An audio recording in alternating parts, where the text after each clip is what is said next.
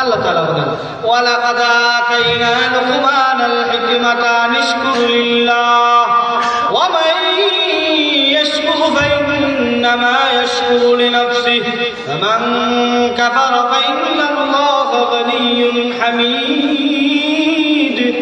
আল্লাহ রাব্বুল আলামিন বলেন ও লোকমান তোমাকে আমি হিকমত দান করলাম, এমন হিকমত দান করেছেন যে তার মালিককে বলেছে ও আমার মালিক তোমার অন্তর যখন ভালো থাকে সমস্ত বডি ভালো থাকে, মানুষের জিহ্বা যখন ভালো থাকে সমস্ত অন্তর ভালো থাকে, আর মানুষের অন্তরটা যখন নষ্ট হয়ে যায় তার সমস্ত বডি নষ্ট হয়ে যায়, মানুষের জিহ্বা যখন নষ্ট হয়ে যায় তার সব কিছু নষ্ট হয়ে যায়।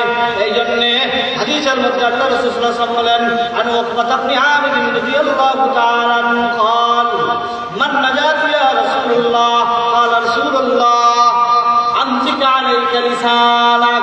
তুমি যখন তোমার জিহ্বাকে যখন তুমি বিরত রাখবে, তুমি যখন তোমার জিহ্বাকে হেফাজত রাখবে তখন তোমার মুক্তি চলে আসবে।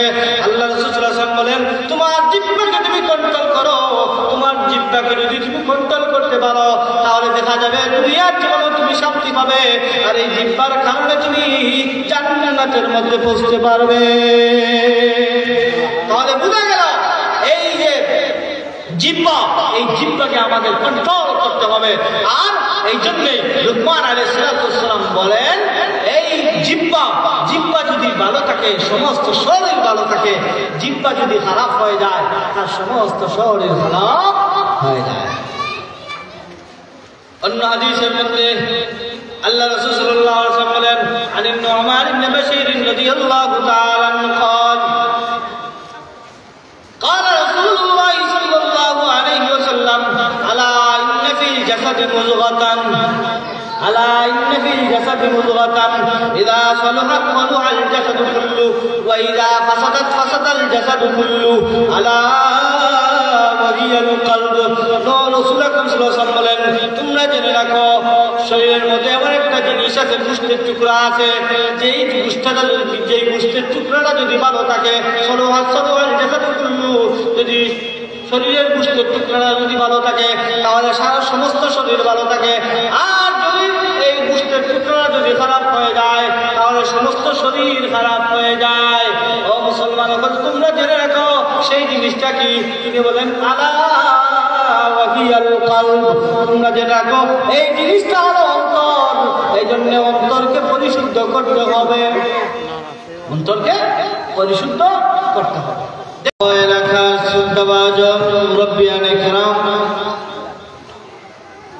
আমরা প্রথমে আল্লাহ তাআলার শুকরিয়া আদায় করি যে আল্লাহ রাব্বুল আলামিন আমাদেরকে এখানের মধ্যে আসার বসার আল্লাহ এবং তার রাসূলের দুটির কথা শোনার সৌভাগ্য দান করেছেন।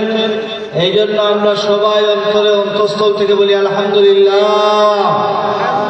আর একটু জুড়ে বলি আলহামদুলিল্লাহ। এই মাদ্রাসা এক ইতিহাস, প্রাচীনতম প্রতিষ্ঠান, এলাকার ওলামায়ে কেরাম, এলাকার মুরব্বিয়ানে আযম, সর্বস্তরের জনতার দান দক্ষিণায় এই মাদ্রাসা পরিচালিত হয়। আমরা দোয়া করি ওই সমস্ত মানুষের জন্য যারা এই মাদ্রাসার পিছনে যুগ যুগ ধরে মেহনত করেছেন, যারা টাকা পয়সা দিয়ে সাহায্য সহযোগিতা করেছেন, যারা এরকম ভাবে সাহায্য করতে আছেন কিয়ামত অবধি পর্যন্ত এই মাদ্রাসার পিছনে যারা মেহনত করবেন, মুজাহাদা করবেন, যারা কষ্ট স্বীকার করে এই মাদ্রাসার জন্য জীবন উৎসর্গ করবেন, আমরা তাদের জন্য দোয়া করব আল্লাহ রাব্বুল আলামিন যারা দুনিয়া থেকে চলে গিয়েছে তাদের কবরকে যেন নূরে নূরান্বিত করে দেয়, এবং যারা দুনিয়ার জীবনে বেঁচে আছে তাদেরকে যেন আল্লাহ তাআলা তার হায়াতের মধ্যে বরকত দান করেন। দোয়া করতে রাজি আছি তো ইনশাআল্লাহ।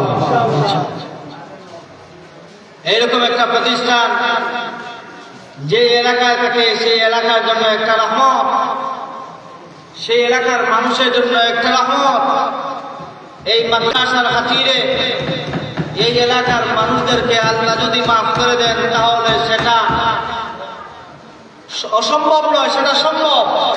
আল্লাহ তাআলা এই মানুষদেরকে এই মাদ্রাসার খাতিরে মাফ করে দিতে পারেন। কিয়ামতের মাঠে যেই সময় কেউ কারো সাহায্যকারী হবে না, কেউ কারো সাহায্য সহযোগিতা করতে পারবে না, কেউ কারো কোনো কাজে আসবে না, সেই সময় যদি এই মাদ্রাসার খাতিরে আল্লাহ তাআলা মানুষদেরকে মাফ করে দেন, সেটাই তো আমাদের জন্য সৌভাগ্য। মানুষেরা একের পর এক মাদ্রাসার জন্য দান সৎকার করতে থাকে। মানুষের যেই সময় মানুষেরা তাদের কষ্টার্জিত টাকা এই মাদ্রাসার পিছনে ব্যয় করে, যখনই তাদের কাছে মাদ্রাসার নাম ধরে চাওয়া হয়, তখন তারা বিনা বিনায় এই মাদ্রাসার জন্য দান করে। এটাই তো তাদের জন্য আসল, এটাই তো তাদের জন্য অনেক বড় পাওনা। এই জন্য হতে পারে এই মাদ্রাসার খাতিরে আল্লাহ রাব্বুল আলামিন ওই সমস্ত মানুষদেরকে তাদেরকে জান্নাত দিয়ে দিতে পারেন। আল্লাহ কি পারেন না? কারণ আল্লাহ যদি কাউকে জান্নাতে দিতে চায়, তাহলে কাউকে জিজ্ঞাসা করার কোনো দরকার নাই। আল্লাহ যদি কাউকে জাহান্নামে দিতে চায়, আল্লাহ তাআলা কাউকে জিজ্ঞাসা করার দরকার নাই। আল্লাহ যার প্রতি মায়া লাগে, যার প্রতি মহব্বত লাগে, যারে মায়া করে, আল্লাহ তাকেই জান্নাতে দিয়ে দিতে পারে। এই মাদ্রাসার খাতিরে যদি আল্লাহ তাআলা এই এলাকার মানুষকে মায়া করে ফেলে, তাহলে এই এলাকার প্রতিটা মানুষ জান্নাতি হয়ে যাবে ইনশাআল্লাহ। এই জন্য এই মাদ্রাসার প্রতিটা জরুরিয়াতের মধ্যে এই এলাকার প্রতিটা মানুষ যেই পরিমাণ সহযোগিতা করে, যেই পরিমাণ মাদ্রাসার প্রতি তাদের দিল পুরা মহব্বত, তাদের মায়া, এটা অনেক এলাকার জন্য অসম্ভব। আমি আলহামদুলিল্লাহ দেখতে পাইতেছি এই এলাকার মানুষের মাদ্রাসার প্রতি কি পরিমাণ মহব্বত। আমরা দোয়া করি এই মহব্বত যেন আজীবন এই মানুষের অন্তরে থাকে। এই এলাকার মানুষ বংশীয় ক্রমঞ্জি যারা পরবর্তীতে আসবে, তাদের প্রতিও যেন এই তাদের অন্তরেও যাতে করে এই মাদ্রাসার মায়া মহব্বত থাকে, সেই দোয়া আমরা করি। যাই হোক, এই মাদ্রাসার জলসা আগেকার জমানায় এই 30-40 বছর আগে, 20 বছর আগে এরকম ভাবে এলাকায় এলাকায় প্রতিটা এলাকায় এলাকায় মাহফিল ছিল না। মানুষ দূর দূরান্ত থেকে আসতো রাজারগাঁও মাদ্রাসার ওয়াজ শোনার জন্য। দেখা যাইতো একদিন আগ থেকে, 2 দিন আগ থেকে এবং মাহফিল শুরুর দিন থেকে মানুষের সমাগম প্রচুর হতো।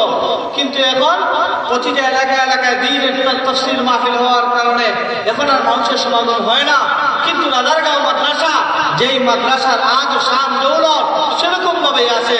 এলাকার প্রতিটা ঘরে ঘরে এই মাদ্রাসার সুনাম, এই মাদ্রাসার শান আর দৌলত প্রতিটা ঘরে ঘরে পৌঁছে যায়। তারা মনে করে এই মাদ্রাসার যে মাহফিল, এই মাদ্রাসার যে বার্ষিক জলসা, এটা আমাদের জলসা। প্রতিটা ঘরে ঘরে আনন্দ উল্লাস করে এই মাদ্রাসার জলসাকে কেন্দ্র করে। এটা অনেক বড় কাজ।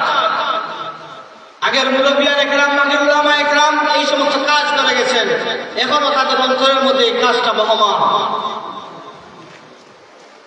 এই জন্য এই মাদ্রাসাকে এগিয়ে নেওয়ার জন্য আমাদের প্রত্যেকেই কাজ করা দরকার, আমাদের প্রত্যেকের শ্রম দেওয়া দরকার, প্রত্যেকের সহযোগিতা দরকার।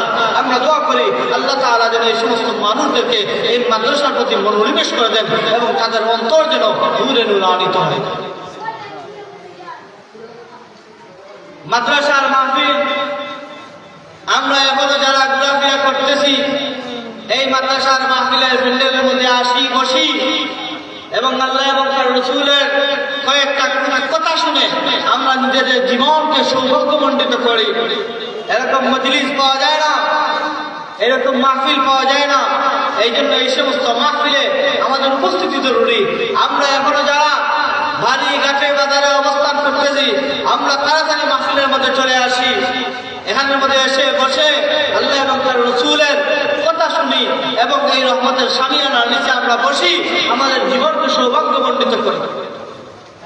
যাই হোক, আমাকে বলা হয়েছে কিছু কথা বলার জন্য, আর এই কথা বলাকে কেন্দ্র করে আমি আপনাদের সামনে সূরা লুকমানের 2খানা আয়াত আমি আপনাদের সামনে তেলাওয়াত করেছি।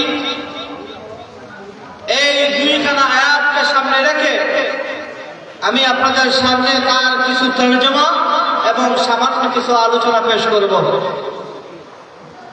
আল্লাহ তাআলা আমাদের তৌফিক দান করেন। আয়াতের মধ্যে আল্লাহ তাআলা কি বলেছেন সেই বিষয়টা আগে আমরা বুঝি।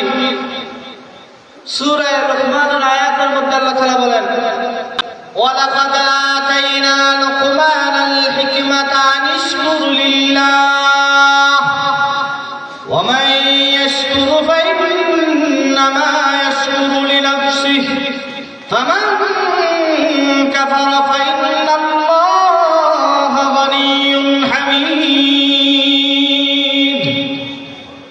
আল্লাহ রাব্বুল আলামিন বলেন, অবশ্যই আমি লুকমানকে দান করেছি হিকমত, প্রজ্ঞা, জ্ঞান। আনিশকুর লিল্লাহ, আর আমি লুকমানকে বলেছি আনিশকুর লিল্লাহ, তুমি আল্লাহ তাআলার কৃতজ্ঞতা আদায় করো।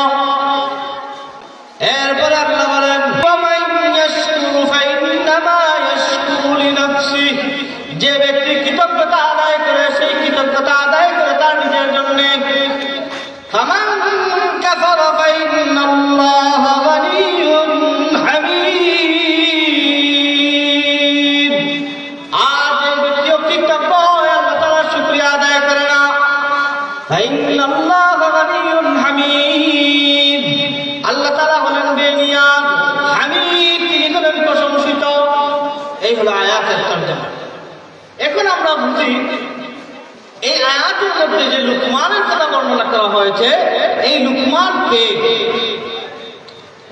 মুফাসসিরিনদের কথা অনুযায়ী লুকমান আলাইহিস সালাতু ওয়াস সালাম তিনি নবী ছিলেন না, তিনি ছিলেন একজন ওলি। সমস্ত মুফাসসিরিনে কেরাম একমত এই কথার উপর যে তিনি একজন ওলি, তিনি নবী ছিলেন না। শুধুমাত্র ইকরামা মুফাসসির তিনি বলেছেন যে লুকমান আলাইহিস সালাতু ওয়াস সালাম তিনি হলেন একজন নবী। তবে আসল কথা হলো আল্লাহ রাব্বুল আলামিন লুকমান আলাইহিস সালাতু ওয়াস সালামকে তার সামনে নবুয়ত এবং হিকমত দুটোটা আল্লাহ তাআলা লুকমান আলাইহিস সালাতু ওয়াস সালামের সামনে উপস্থাপন করেছেন। বলেছেন, লুকমান তোমার সামনে এই দুইটা অপশন, একটা হলো নবুয়ত আর একটা হলো ওয়ালায়াত, এই দুইটার মধ্যে থেকে কোনটা তুমি গ্রহণ করবে? হযরত লুকমান আলাইহিস সালাতু ওয়াস সালাম বলেছেন, আল্লাহ আমাকে যখন আপনি অপশন দিয়েছেন আমি ওয়ালায়াতের যোগ্যতাটা গ্রহণ করলাম। তখন আল্লাহ তাআলা তাকে ওয়ালায়াত আর হিকমত এবং আল্লাহ তাআলার ওলি হিসেবে তাকে ভূষিত করে দিলেন, তাকে নবুয়ত দিলেন না। উনাকে জিজ্ঞাসা করা হয়েছিল, লুকমান তোমাকে যে আল্লাহ নবুয়ত দিলেন এবং ওয়ালায়াত দিলেন, তুমি নবুয়ত কেন গ্রহণ করলে না, ওয়ালায়াত তুমি কেন গ্রহণ করলে? তখন লুকমান আলাইহিস সালাতু ওয়াস সালাম বলেছিলেন, ওহে মানুষ শুনে রাখো, আল্লাহ যখন আমাকে দুইটা জিনিসের মধ্যে থেকে একটা বাছাই করার জন্য বলতেছেন, তখন আমার ভুল হয়ে গেছে। আল্লাহ তাআলার ইচ্ছা না যে আমাকে নবুয়ত দান করবেন, এই জন্য তার চাইতে নিম্নগামী যেটা ওয়ালায়াতের মর্যাদা, সেই ওয়ালায়াতের মর্যাদাটা আমি গ্রহণ করেছি। কারণ আল্লাহর ইচ্ছা না থাকি সত্ত্বে যদি আমি আল্লাহর কাছে চাইতাম, ওগো আল্লাহ আমাকে নবুয়ত তুমি দান করো, তখন হতে পারতো অনেক সময় আমি নবুয়তের কার্যাবলী আমি সম্পাদন করতে পারতাম না, তখন আল্লাহর পক্ষ থেকে সাহায্যও আসতো না। এই জন্য আমি আল্লাহর কাছে বলেছি, আল্লাহ তুমি আমাকে নবুয়ত দান করো। দেখেন, লুকমান আলাইহিস সালাতু ওয়াস সালাম সামান্য একজন ওয়ালায়াতের অধিকারী, সামান্য একজন ওলি, বুজুর্গ মানুষ। দেখা যায় আল্লাহ রাব্বুল আলামিন এই লুকমান আলাইহিস সালাতু ওয়াস সালামের কথা কুরআনের মধ্যে আলোচনা করেছেন। শুধুমাত্র কুরআনের মধ্যে আলোচনা করেন নাই, বরং কুরআনের মধ্যে একটা সূরার নাম লুকমানের নামে নির্ধারণ করেছেন। বলেন সুবহানাল্লাহ। উনি কি সাধারণ মানুষ? উনি কোনো সাধারণ মানুষ না। যদি সাধারণ মানুষ হইতেন তাহলে আল্লাহ তাআলা লুকমানের নামে লুকমানের কথা কুরআনে বর্ণনা করতেন না। কুরআন শরীফের মধ্যে তার লুকমানের নামে সূরা নির্ধারণ করতেন না। বুঝা গেল তিনি সাধারণ কোনো মানুষ না, তিনি অসাধারণ পাণ্ডিত্যের অধিকারী, অসাধারণ একজন জ্ঞানী ব্যক্তি, যিনি হলেন লুকমান আলাইহিস সালাম। তখন লুকমান আলাইহিস সালাতু ওয়াস সালামকে লুকমান আলাইহিস সালাতু ওয়াস সালাম একজন জ্ঞানী পণ্ডিত ব্যক্তি, একজন ওলি, একজন বুজুর্গ মানুষ, যার অনেক পাণ্ডিত্য ছিল, যার অনেক জ্ঞান পরিমা ছিল। তিনি যখন আলোচনা শুরু করতেন, তাওরাতের হাফেজ ছিলেন, তাওরাতের জ্ঞানী ছিলেন, তাওরাত সম্পর্কে তিনি জানতেন। তিনি যখন তাওরাতের আলোচনা করতেন, তখন আশেপাশে যত মানুষ তার কথা শুনতো, মন্ত্রমুগ্ধের মতো তার কথা শুনতো। তার কথা শেষ না হওয়া পর্যন্ত একজন মানুষও তার থেকে চোখের পলক চলতে পারত না। এমন একজন পাণ্ডিত্যের অধিকারী একজন মানুষ ছিলেন লুকমান আলাইহিস সালাম। অথচ তিনি ছিলেন সামান্য একজন মানুষ, দেখতে কালো, কুচকুচে কালো, আফ্রিকার মানুষের মতো কুচকুচে কালো, চেহারার রং ঠিক নাই, যার চেহারার কোনো আকৃতি ঠিক নাই, পা বড় বড় পা, তার নাক একটা চাপটা, এরকম আকৃতি সুন্দর না হওয়া মানুষ। এমন একজন মানুষের কথা আল্লাহ তাআলা সূরা লুকমানের মধ্যে আলোচনা করেছেন, তা অসাধারণ একজন ব্যক্তিত্বের অধিকারী হওয়া। দেখেন হযরত বিলাল রাসূলের একজন সাহাবী ছিলেন, বিলাল রাদিয়াল্লাহু তাআলা আনহু। আমরা চিনি না? আমরা সবাই চিনি ওনাকে। বিলাল রাদিয়াল্লাহু তাআলা আনহু ছিলেন একজন গোলাম, ছিলেন একজন গোলাম। হযরত ওমর রাদিয়াল্লাহু তাআলা আনহু বলতেন, এই পৃথিবীর মধ্যে তিনজন খালা মানুষ সবচেয়ে দামি। এই পৃথিবীর মধ্যে তিনজন খালা মানুষ যে সবচেয়ে দামি, এই তিনজন খালা মানুষের মধ্যে একজন মানুষ হলো হযরত উসমান আলাইহিস সালাম, আরেকজন মানুষ হলো হযরত বিলাল রাদিয়াল্লাহু তাআলা আনহু, আরেকজন দামি মানুষ হলো হযরত ওমরের গোলাম। এই তিনজন খালা মানুষ সবচেয়ে দামি। তাহলে দেখেন লুকমান আলাইহিস সালাম দেখতে শুনতে এত সুন্দর ছিলেন না, তার চেহারা এত সুন্দর ছিল না। বর্তমান মানুষরা তো সুন্দরের পাগল, কিন্তু আল্লাহ তাআলা লুকমানের কথা আলোচনা করে বলতেছেন লুকমান তেমন সুন্দর ছিলেন না, তার চেহারা আকৃতি ছিল না, তার চেহারা রং ছিল না, কিন্তু আল্লাহর কাছে তার দাম ছিল অনেক বেশি। যেমন হযরত বিলাল রাদিয়াল্লাহু তাআলা আনহু, তার দাম ছিল আল্লাহ তাআলার কাছে অনেক বেশি। আল্লাহ তাআলা বিলালকে অনেক সম্মানিত করেছেন, অনেক যোগ্যতার অধিকারী বানিয়েছেন। আল্লাহ রাসূল সাল্লাল্লাহু আলাইহি ওয়াসাল্লামকে যেই সময় মেরাজে নিয়ে যাওয়া হয়েছিল, মেরাজে যাওয়ার পরে দেখেন হযরত রাসূল আকরাম সাল্লাল্লাহু আলাইহি ওয়াসাল্লাম দেখেন তে রাসূলের আগে আগে একজন মানুষের পায়ের আওয়াজ শোনা যায়। আল্লাহকে জিজ্ঞাসা করলেন, ওগো আল্লাহ, আমি নবী, আমি রাহমাতুল লিল আলামিন, আমাকে আপনি মেরাজে এনেছেন, দেখা যায় জান্নাতের মধ্যে আমার আগে আগে একটা পায়ের আওয়াজ শোনা যায়। এটা কিসের আওয়াজ?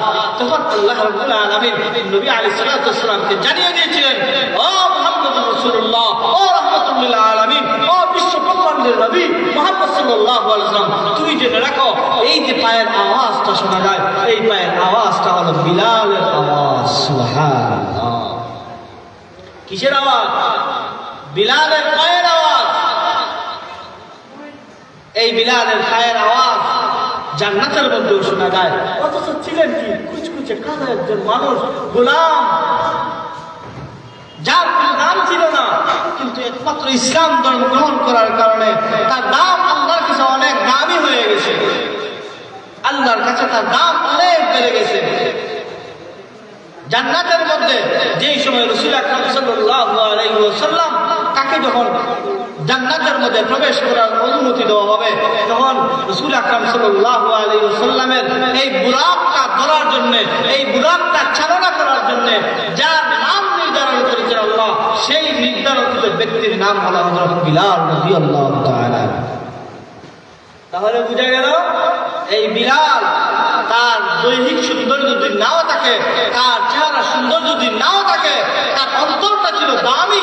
তার অন্তরটা দামি হওয়ার কারণে আল্লাহ তাআলার কাছে তার সৌন্দর্য বিশেষ কিছু না, আল্লাহ তাআলার কাছে তার অন্তরটা দামি হওয়ার কারণে আল্লাহ তাআলা তার দাম বাড়িয়ে দিয়েছেন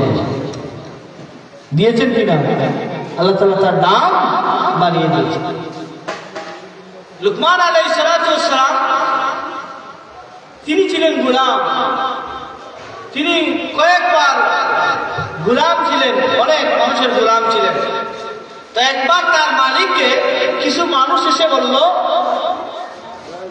ও মালিক, ও জাহাপানা, তোমার গোলাম লুকমান, সে তো কোনো সাধারণ মানুষ না, সে তো অসাধারণ ব্যক্তিত্বের অধিকারী, অসাধারণ পাণ্ডিত্যের অধিকারী একজন ব্যক্তি, তুমি তাকে গোলাম বানিয়ে রেখেছ।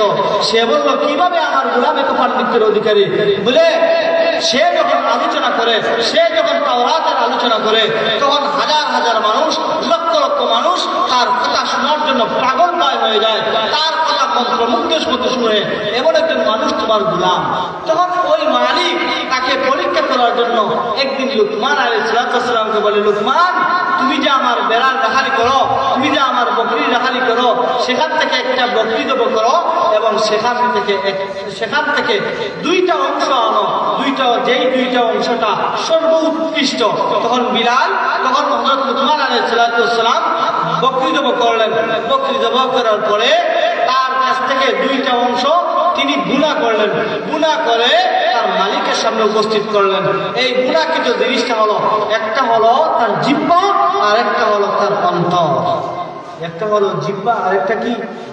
অন্তর। এই দুইটা জিনিস দিলেন। তখন মালিক তার গুনাহকৃত জিনিসটা খেল।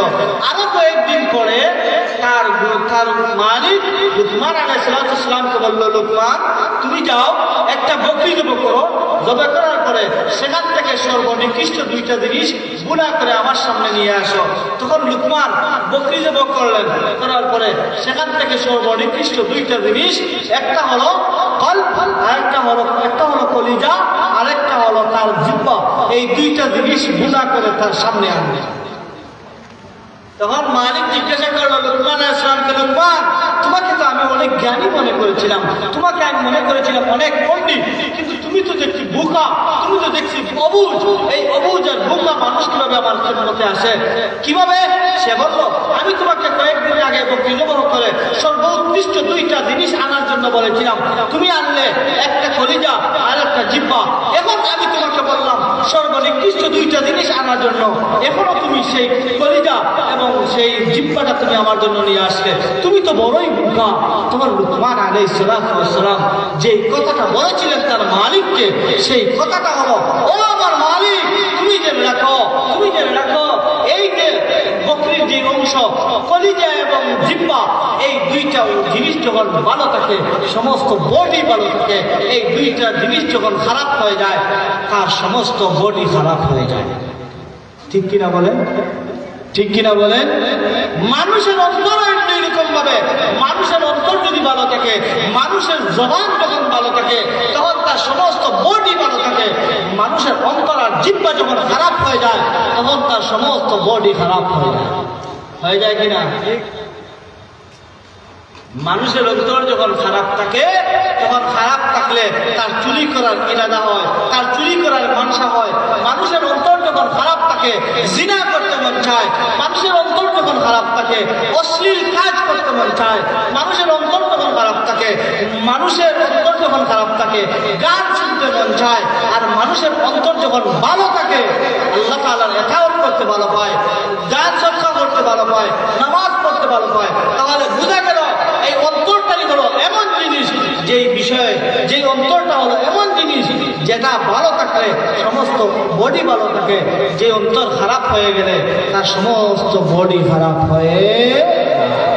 দেখেন, এই জন্য আল্লাহ রাব্বুল আলামিন সূরা লুকমানের কথা, সূরা লুকমানের মধ্যে লুকমান আলাইহিস সালামের কথা আলোচনা করেছেন।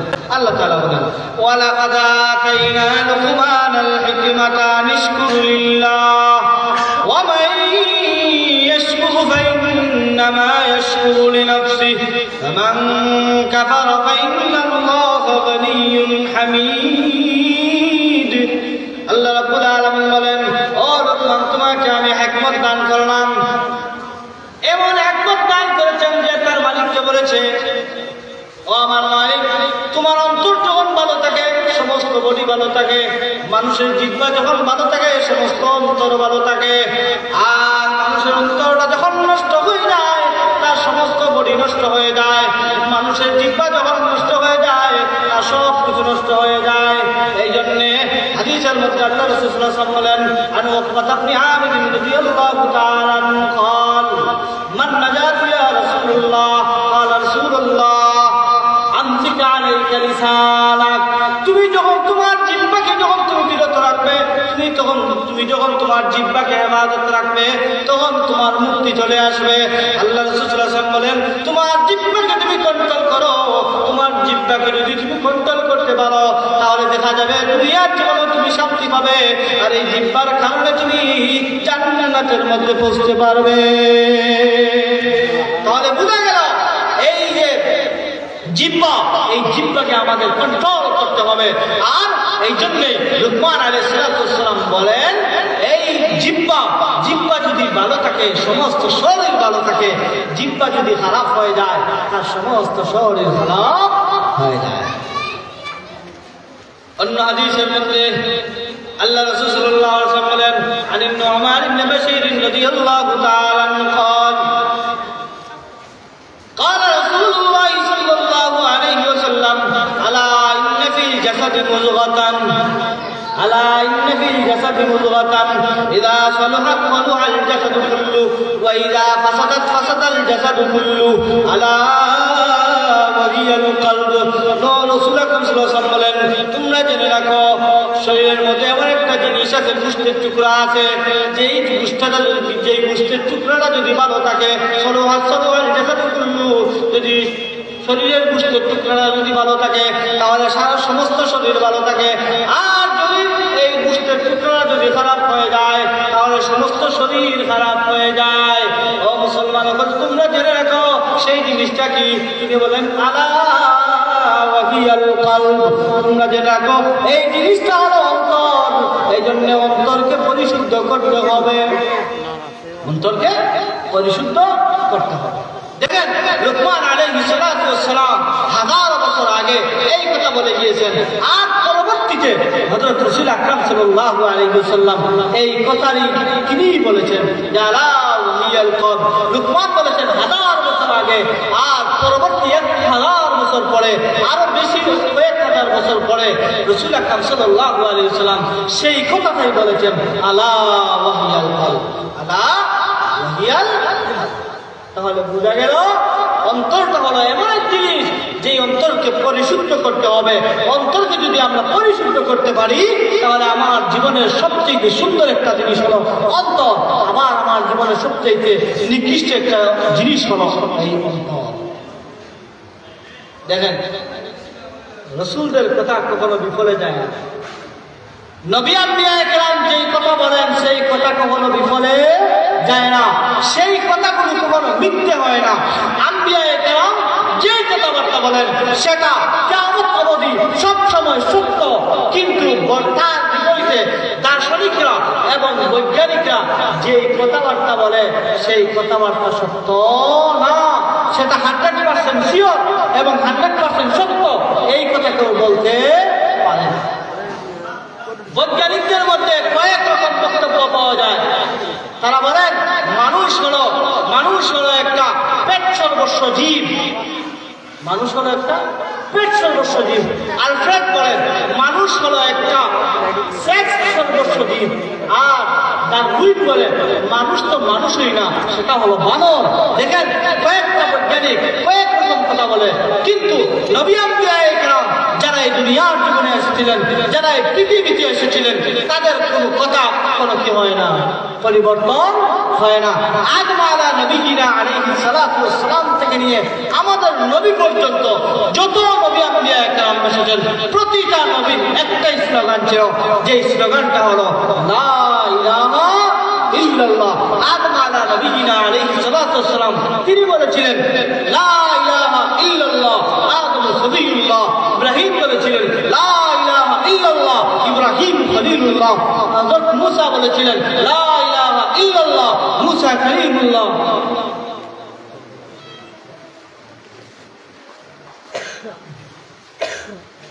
হযরত ইব্রাহিম আলাইহিস সালাম বলেছিলেন ইব্রাহিম খলিলুল্লাহ। ঈসা নবী বলেছিলেন লা ইলাহা ইল্লাল্লাহ, ঈসা রূহুল্লাহ। দেখেন, এক এক নবী সব সময় এক কথাই বলেছিলেন, তাদের স্লোগানটা ছিল লা ইলাহা ইল্লাল্লাহ। ঠিক এইরকম ভাবে আমাদের নবীও, শেষ নবীও, তিনিও এসে বলেছিলেন কুলু লা ইলাহা ইল্লাল্লাহ তুফলিহুন। ও মানুষেরা, তোমরা বলো লা ইলাহা ইল্লাল্লাহ তুফলিহুন, তোমরা কি হবে? সফল কাম হয়ে যাবে। তাহলে বোঝা গেল নবীদের স্লোগান কখনো পরিবর্তন হয় না, নবীদের স্লোগান পরিবর্তন হয় না। কিন্তু নবীগণ ছাড়া যারা পৃথিবীর মধ্যে আছে, যাদেরকে আমরা জ্ঞানী পণ্ডিত মনে করি, দার্শনিক আর বুদ্ধিজীবী মনে করি, তাদের প্রত্যেকের স্লোগান পরিবর্তন হয়ে যায়, নবীদের স্লোগান কখনো পরিবর্তন হয় না। নবীদের স্লোগান সব সময় এক, তাদের এক কথাই নিয়ে পাঠানো হয়েছে। আচ্ছা আপনারা বলেন তো দেখি, কোন নবী কি বলেছিলেন যে লা ইলাহা ইল্লাল্লাহ, আল্লাহ ছাড়া কোনো ইলাহ নাই? কোন নবী কি বলেছিলেন যে আল্লাহ ছাড়া কোনো ইলাহ আছে? এরকম কোন নবী বলছে আপনারা পাইছেন? এরকম কোন নবী নাই যেই নবী বলেছে লা ইলাহা ইল্লাল্লাহ, যে আল্লাহ ছাড়া অনেক ইলাহ আছে, এরকম কোন নবী নাই। এরকম কোন নবী কি আপনারা পাইছেন যেই নবী বলেছে আখিরাতের পরে, আখিরাত দুনিয়ার পরে আখিরাত নাই, আখিরাত বলতে কোনো কিছু নাই? এমন নবী কি পাওয়া গেছে? এমন নবী পাওয়া যায়। তাহলে বোঝা গেল নবীদের কথা, নবীদের স্লোগান, নবীদের দাওয়াত সব কিছু এক। নবীদের দাওয়াতের মধ্যে কোনো পরিবর্তন নাই।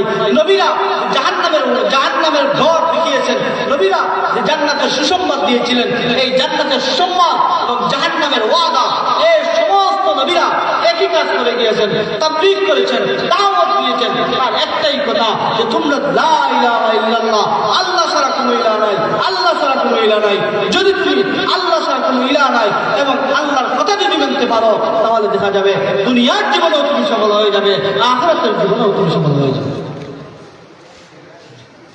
আল্লাহর নবী এই দুনিয়ার জীবনে এসেছেন কঠিনতার জন্য না, সুসংবাদ দেওয়ার জন্য। কিসের জন্য এসেছেন? সুসংবাদ দেওয়ার জন্য এসেছেন। আল্লাহ রাসূল সাল্লাল্লাহু আলাইহি ওয়াসাল্লাম মানুষদেরকে সুসংবাদ দিয়েছেন, বাশিরু ওয়ালা তুনাফিরু, তোমরা সুসংবাদ দাও, বিনা সৃষ্টি করিও না। ইয়াসিরু ওয়ালা তুআসিরু, তোমরা সহজ করো, কঠিন করিও না। সহজ করো, কঠিন করিও না। মানুষ ইসলামকে মনে করে অনেক কঠিন একটা জিনিস, কিন্তু আল্লাহ রাসূল সাল্লাল্লাহু আলাইহি ওয়াসাল্লাম সেটা কঠিন করেন নাই। আল্লাহ রাসূল সাল্লাল্লাহু আলাইহি ওয়াসাল্লাম মানুষের জন্য ইসলামকে সহজ করে দিয়েছেন। এই জন্য ইসলাম পালন করা সহজ, ইসলাম পালন করা কঠিন নয়।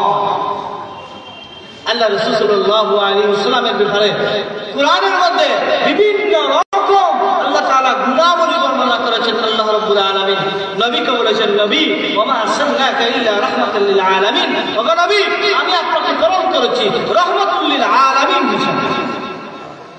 আল্লাহ কোরআন শরীফে বলেন নাই? বলেছেন।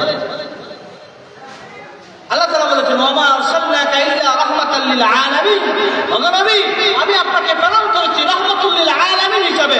এই জগৎবাসীর জন্য রহমত, মানুষের জন্য রহমত, জগতের জন্য রহমত, চতুষ্পদ জন্তুর জন্য রহমত, জীবের জন্য রহমত, গাছ গাছালির জন্য রহমত, সব কিছুর জন্য রহমত হলেন আমার নবী, বিশ্ব নবী রাহমাতুল লিল আলামিন। এই জন্য আল্লাহ রাসূল সাল্লাল্লাহু আলাইহি ওয়াসাল্লাম সময় পেয়েছেন মাত্র 23 বছর, নবুয়ত পেয়েছেন 40 বছরে, মৃত্যুবরণ করেছেন 63 বছরের বয়সে। দেখেন মাত্র 23 বছরের জিন্দেগি, এই 23 বছরের জিন্দেগির মধ্যে আল্লাহ রাসূল সাল্লাল্লাহু আলাইহি ওয়াসাল্লাম এমন ভাবে পৃথিবীর মধ্যে বিরাট আমূল পরিবর্তন এনে গিয়েছেন, যা ইতিহাসে একমাত্র মুহাম্মদ ছাড়া আর কেউ দেখাতে পারবে না। 23 বছরের জিন্দগিতে সেরা পৃথিবীবাসীকে এই ইসলামের দাওয়াত পৌঁছে দিয়েছিলেন। পৃথিবীবাসী সেই সময়ের সাম্রাজ্য, পারস্য সাম্রাজ্য, রোমান সাম্রাজ্য, সেই সমস্ত রোমান সাম্রাজ্য এবং পারস্য সাম্রাজ্য, এই বড় বড় রাজা মহারাজা এদের কাছে দ্বীনের দাওয়াত পৌঁছেছিলেন এবং মহানবী সাল্লাল্লাহু আলাইহি ওয়াসাল্লাম তার দ্বীনি দাওয়াতের ক্ষেত্রে 100% সফলতা তিনি এনে দিয়েছিলেন। যার কারণে আজকে এই 1400 বছর পরেও এই পৃথিবীর মধ্যে মুসলমানের সংখ্যা 200 কোটির চাইতেও বেশি। তাহলে বোঝা গেল 23 বছরের জিন্দেগিতে আল্লাহ রাসূল সাল্লাল্লাহু আলাইহি ওয়াসাল্লাম বিরাট আমূল পরিবর্তন এনে দিয়ে গিয়েছিলেন। শুধুমাত্র এই দ্বীনি দাওয়াতের বিনিময়ে রাসূল সাল্লাল্লাহু আলাইহি ওয়াসাল্লাম রাহমাতুল লিল আলামিন যে গুণাবলী, এই রাহমাতুল লিল আলামিন হিসেবে আল্লাহ রাসূল সাল্লাল্লাহু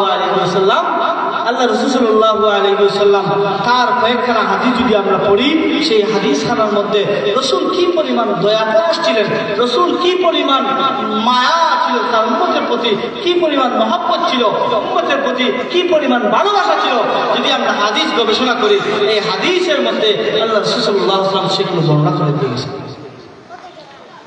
যেমন ইবনে মাজাহ শরীফের হাদিসের মধ্যে এবং নাসাই শরীফের হাদিসের মধ্যে এবং বুখারী শরীফের হাদিসের মধ্যে রাসূল আকরাম সাল্লাল্লাহু আলাইহি ওয়াসাল্লাম এর হাদিস আন নবী হুরায়রা রাদিয়াল্লাহু তাআলা আনহু قال قال رسول الله صلى الله عليه وسلم মা মিন মুমিনিন ইল্লা ওয়া আউলান নাস বিহি বিদুনিয়া ওয়াল আখিরাহ। আবু হুরায়রা রাদিয়াল্লাহু তাআলা বলেন, মা মিন মুমিনিন ইল্লা ওয়া আউলান নাস ফিদ-দুনিয়া ওয়াল আখিরাহ, দুনিয়া এবং আখিরাতের মধ্যে মুমিনের মধ্যে সবচেয়ে নিকটবর্তী হলাম আমি, সবচেয়ে মহব্বতকারী হলাম আমি। দুনিয়া এবং আখিরাতের মধ্যে, দুনিয়ার জিন্দেগির মধ্যে যেরকম ভাবে আমি নবী মুমিনের প্রতি কেয়ারশীল, আমি মুমিনের প্রতি যে মহব্বতশীল, আমি মুমিনের প্রতি যেরকম ভাবে দয়া পরশ, আখিরাতের ময়দানের মধ্যে আমি মুমিনদের প্রতি দয়া পরশ। হাদিসের মধ্যে এসেছে আল্লাহ রাসূল সাল্লাল্লাহু আলাইহি ওয়াসাল্লাম, আল্লাহ রাসূল সাল্লাল্লাহু আলাইহি ওয়াসাল্লাম কিয়ামতের মাঠ কায়েম হবে। আল্লাহ জিবরাইলকে বললেন, জিবরাইল যাও আমার নবীকে জিন্দা করো, আমার নবীকে জিন্দা করো। কিয়ামতের মাঠ কায়েম হইতে হইলে সবাইকে যখন ফুৎকার দেওয়া হবে, সবাইকে যখন ডাক দেওয়া হবে, তখন ইসরাফিলকে বলা হবে, ইসরাফিল সিংহের মধ্যে ফুৎকার দাও। তার আগে জিবরাইলকে বললেন আল্লাহ, যাও জিবরাইল আমার নবীকে তুমি জাগাও, আমার নবীকে কবর থেকে জাগাও। জিবরাইল আলাইহিস সালাম বলেন, আল্লাহ আপনার নবী রহমাতুল লিল আলামিন, বিশ্ব নবী রহমাতুল লিল আলামিন চলে যান, তার কবর থেকে আমি উত্তোলন করব। আগে তো মদিনা ছিল, মক্কা ছিল, আগে তো বাংলাদেশ আসলো, সৌদি আরব আসলো, এখন তো বাংলাদেশও নাই, সৌদি আরব নাই, সারা পৃথিবী ধ্বংস হয়ে গিয়েছে। এখন তো মদিনার মধ্যে কোনো চিহ্ন নাই, মক্কার মধ্যে কোনো চিহ্ন নাই। তাহলে তোমার নবীর রওজা আমি কিভাবে চিনব? আল্লাহ রাব্বুল আলামিন জিবরাইলকে বলেন, জিবরাইল যাও আমার আরশ থেকে নিয়ে নবীর রওজা পর্যন্ত একটা নূরের লাইট জ্বালানো আছে। এই নূরের লাইট ধরে ধরে যদি তুমি দাও, সর্বশেষ যে লাইটটা আছে ওই লাইটের নিচে আমার নবী বিশ্ব নবী ঘুমিয়ে আছে। সুবহানাল্লাহ, আমার নবী বিশ্ব নবী এই লাইটের নিচে ঘুমিয়ে আছে। জিবরাইল আলাইহিস সালাম 7 টাকা মিকাইল আলাইহিস সালামকে নিয়ে রাসূলের রওজার মধ্যে যাবেন। রওজার মধ্যে যাওয়ার পরে মিকাইলকে বললেন, মিকাইল রাসূলকে ডাক দাও, রাসূলকে ডাক দাও। মিকাইল বলবেন, ও জিবরাইল আমি রাসূলের সান্নিধ্যে একবার পাই নাই, রাসূলের সাথে না জানি কোনো বিয়াদবি হয়ে যায়, আমি রাসূলকে ডাক দিতে পারবো না। যদি কোনো বিয়াদবি হয়ে যায় তাহলে আল্লাহ নারাজ হয়ে যাবে, রাসূল নারাজ হয়ে যাবে। জিবরাইল তুমি একটু ডাক দাও, কারণ তোমার সাথে রাসূলের মহব্বত আছে, আছে না আছে না? জিবরাইলের সাথে রাসূলের মহব্বত আছে না আছে না? আছে। আদম আলাইহিস সালাম থেকে নিয়ে ঈসা পর্যন্ত যত নবী আম্বিয়া কেরাম এসেছেন, দেখা গেছে কোন নবীর কাছে জিবরাইল 2 বার এসেছেন, কোন নবীর কাছে তিনি 3 বার এসেছেন, কোন নবীর কাছে 100 বার এসেছেন, কোন নবীর কাছে 400 বার এসেছেন।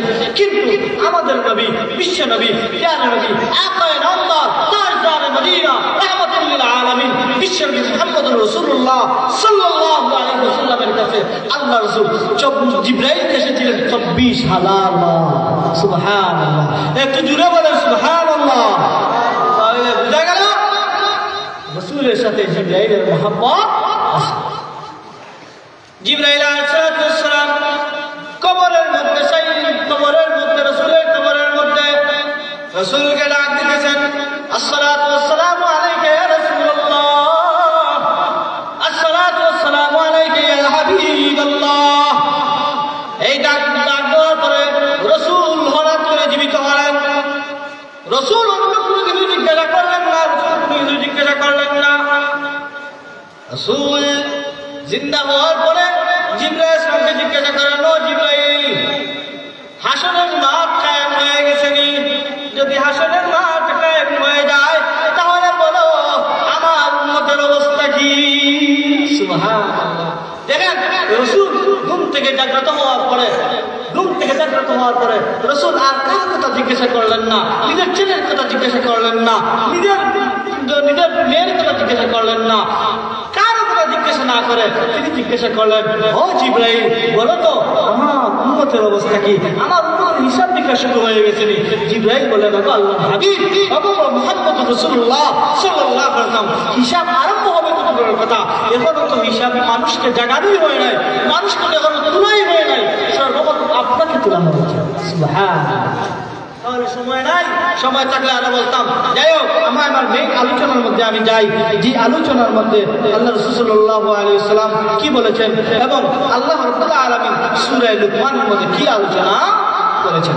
তাহলে আমরা বলেছিলাম যে হাদিসের মধ্যে বলা হয়েছে শরীরের মধ্যে একটা গোশত আছে, যে গোশতটা হলো, এই গোশতটা যদি ভালো থাকে সারা শরীর ভালো থাকে, গোশতটা যদি খারাপ হয়ে যায় সারা শরীর খারাপ হয়ে যায়। এই যে দেখেন, এই যে দিল, এই যে অন্তর, এই অন্তরটা কয় রকম? এই তাফসীরে মুফাসসিরিনে কেরাম বর্ণনা করেন অন্তরটা হলো 3 প্রকার অন্তর। কয় প্রকার অন্তর? 3টা। কয় প্রকার অন্তর? 3 প্রকার। একটা অন্তরের নাম হলো সুস্থ অন্তর, আরেক প্রকার অন্তরের নাম হলো অসুস্থ অন্তর, আরেক প্রকার অন্তরের নাম হলো মৃত অন্তর। কয় প্রকার অন্তর বলেন তো দেখি? 3 প্রকার অন্তর। একটা হলো সুস্থ অন্তর, আরেকটা হলো অসুস্থ অন্তর, আরেকটা হলো মৃত অন্তর। এই 3 প্রকারের কথা আল্লাহ তাআলা কোরআনের মধ্যে বর্ণনা করেছেন। যেমন আল্লাহ তাআলা বর্ণনা করেন সূরা শুআরার মধ্যে বর্ণনা করেন, ইয়াউমা লা ইয়ানফাউ মালুন ওয়ালা বানুন ইল্লা মান আতাল্লাহা বিকলবিন সালিম। কিয়ামতের মাঠে কারো কোনো কিছু কাজে আসবে না। আমার কোটি কোটি টাকার সম্পত্তি আছে, আমার সন্তানাদি আছে, আমার বংশ গৌরব আছে, কোনো কিছুই কাজে আসবে না। তবে কাজে আসবে কোনটা? ইল্লা মান আতাল্লাহা বিকলবিন সালিম, যে আখিরাতের মধ্যে যাবে সুস্থ অন্তর নিয়ে। সুস্থ অন্তর মানে কি? তাফসীর ইবনে কাসিরের মধ্যে এসেছে যে অন্তরটা মিনাত দারাস ওয়া শিরক, যে অন্তরটা গুনাহ থেকে মুক্ত, যে অন্তরটা শিরক থেকে মুক্ত, যে অন্তর গুনাহ মুক্ত, যে অন্তর শিরক মুক্ত, এই অন্তরের নাম হলো সুস্থ অন্তর। এই অন্তরের নাম কি? সুস্থ অন্তর। আর কোরআনের ভাষায় সেই অন্তরের নাম হলো কলবে সালিম। বলেন তো দেখি, এই অন্তরের নাম কি? কলবে সালিম। 2 নম্বর অন্তর, সময় নাই। 2 নম্বর অন্তর, এই 2 নম্বর অন্তরটা হলো অসুস্থ অন্তর। 2 নম্বর অন্তর কোনটা? অসুস্থ অন্তর। এই অসুস্থ অন্তরের কথাও আল্লাহ তাআলা কোরআনের মধ্যে বর্ণনা করেছেন। আল্লাহ তাআলা বলেন, ফি কুলুবিহিম মারাদ ফাযাদাহুমুল্লাহু মারাদা। আল্লাহ রাব্বুল আলামিন বলেন, তাদের অন্তরের মধ্যে রোগ আছে, আমি আল্লাহ তাদের অন্তরের রোগকে আরো বাড়িয়ে দেই।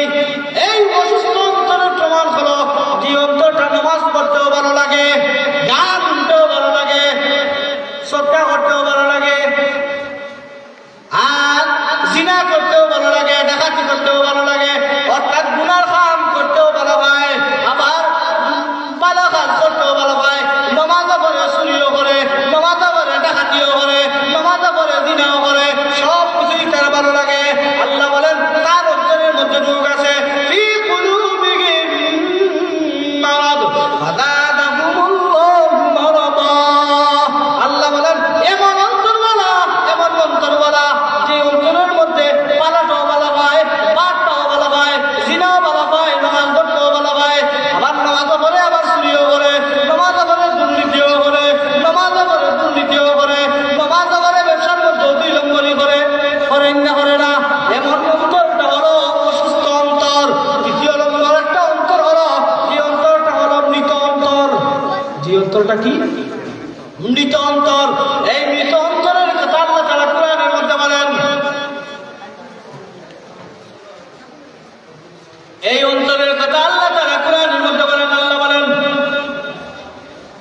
সূরা আরাফ, সূরা আরাফের 79 নম্বর আয়াতের মধ্যে আল্লাহ বলেন, ওয়ালাকাদ যারানা লিজাহান্নামা কাসীরাম মিনাল জিন্নি ওয়াল ইনস লাহুম কুলুবুন লা ইয়াফকাহুনা বিহা ওয়া লাহুম আ'য়ুনুন লা ইবসিরুনা বিহা ওয়া লাহুম আযানুন লা ইয়াসমাউনা বিহা উলাইকা কাল-আন'আম বাল হুম আদাল ওয়া উলাইকা হুমুল গাফিলুন। আল্লাহ রাব্বুল আলামিন বলেন, ওয়ালাকাদ যারানা লিজাহান্নামা কাসীরাম মিনাল জিন্নি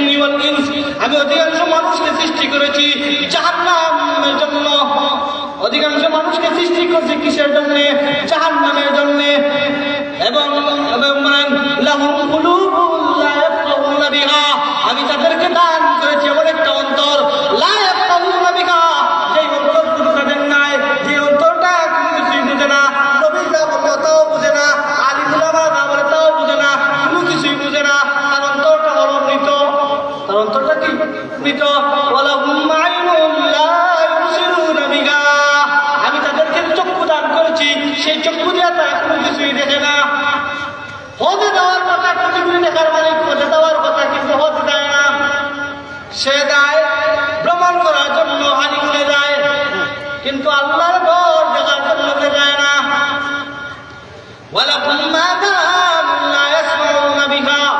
আমি দয়া করে মায়া করে তাকে যে কানটা দিলাম, এই কান দ্বারা সে কিছু শুনে না, সে ভালো কথা শুনে না। ওয়াদের মাহফিল হইলে তার বিরোধিতা করে, ওয়াদের মাহফিল হইলে তার বিরোধিতা করে, আর এখন লাগাই লাগাইয়া গান শুনে, গানের কনসার্টের মধ্যে যাওয়ার জন্য পাগল। ও আমার বন্ধুগণ, ওই সমস্ত মানুষ যারা গানের জন্য পাগল, যারা কনসার্টের জন্য পাগল, যারা কোনো কিছুই বুঝে না, যারা ইসলাম ধর্ম মানে না, যারা ওয়াজ শুনতে চায় না, ওয়াজের মাইকের আওয়াজ হইলে বলে কিসের জন্য ওয়াজ, ওয়াজ আবার তো হয়ে কেন, এরকম ভাবে কথাবার্তা বলে। আল্লাহ বলেন